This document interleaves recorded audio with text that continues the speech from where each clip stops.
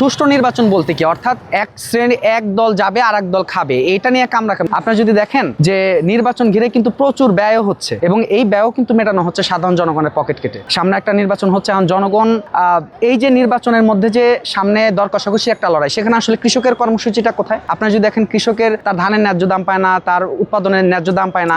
আপনারা যদি অন্যদিকে দেখেন শ্রমিক, সে কিন্তু জুলাই গণ অভ্যুত্থানের পরবর্তী সময় তার কিন্তু বকেয়া মজুরির জন্য রাস্তায় নামছে, তার কিন্তু জীবনমানে কোনো পরিবর্তন হয় নাই।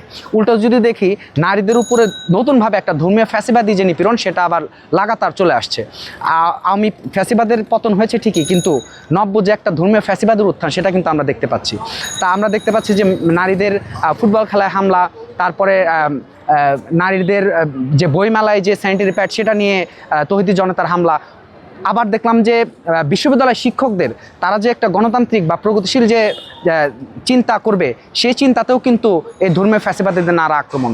আমরা দেখেছি দুইজন প্রাইভেট বিশ্ববিদ্যালয়ের শিক্ষক এবং শিক্ষিকাকে তারা কিন্তু প্রশাসনিকভাবে প্রত্যাহার করা হয়েছে।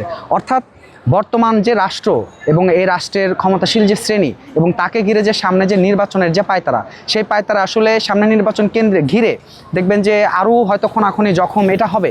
এটা হচ্ছে এই কারণেই যে ক্ষমতাশীলরা তাদের নিজেদের ক্ষমতা কারাকারির মধ্যে এই লড়াই আসলে সাধারণ জনগণের কোনো মুক্তি নাই। আমরা দেখতে পেলাম যে ডাকসু এখানে কিভাবে শুধুমাত্র একটা নির্দিষ্ট যে রাজনৈতিক দল, সে দলের দলীয় যে এজেন্ডা, সেই এজেন্ডা বারবার তারা বাস্তবায়ন করছে নানা কৌশলে।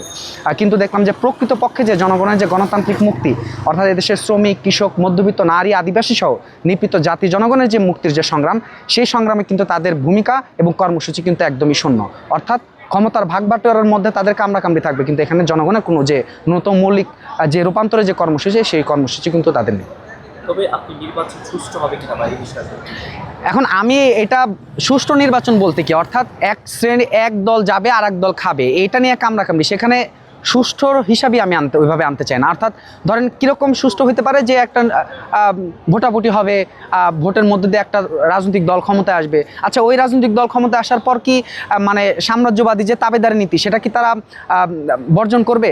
যে দলই ক্ষমতায় আসতেছে, আমরা তো দেখতেছি মার্কিন, রাশিয়া, ইউ, চীন সহ এই যে সাম্রাজ্যবাদী শক্তি, কিংবা বারবার যে তারা বলে যে ভারত বিরোধী অবস্থান, কিন্তু দেখবেন ভারতের সাথে যে অসম চুক্তি, সেটা নিয়ে কিন্তু তাদের কোনো কর্মসূচি নাই। উল্টা আমরা দেখলাম মুখে ভারত বিরোধিতা, কিন্তু তারা গোপনে আবার তাদের সাথে নানা ধরনের মিটিং করে যাচ্ছে। অর্থাৎ এই যে ঠুনকো ভারত বিরোধিতা, এই যে ঠুনকো যে দেশপ্রেম, এটা আসলে দিন শেষে ধর্মীয় ফ্যাসিবাদকে মদত দিচ্ছে, এবং এই ধর্মীয় ফ্যাসিবাদকে মদত দিচ্ছে হচ্ছে সাম্রাজ্যবাদী এবং ভারতীয় সম্প্রসারণবাদী যে শক্তি, সেই শক্তিগুলো।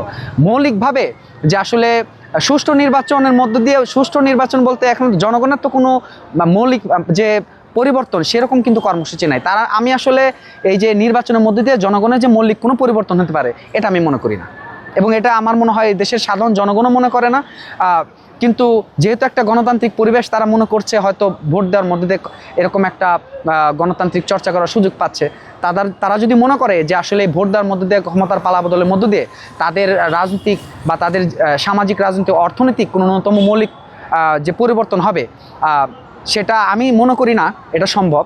আমার মনে হয় যে সাধারণ জনগণের কাছেও এই যে শাসক শ্রেণীর যে বারবার যে ভাওতাবাজি এবং ভোট খেলায় যে আসলে নিজেদের ক্ষমতা ভাগাভাগির লড়াই, এটা নিয়ে জনগণ পরিষ্কার।